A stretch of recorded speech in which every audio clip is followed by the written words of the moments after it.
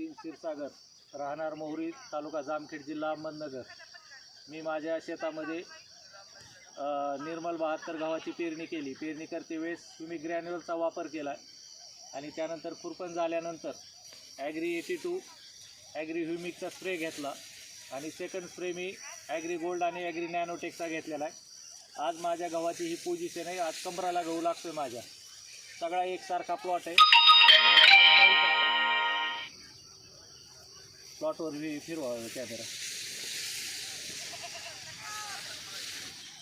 वेस्टिजच्या प्रोडक्टचा result मला आलेला आहे. प्रत्यक्ष प्लॉट पहा तुम्ही.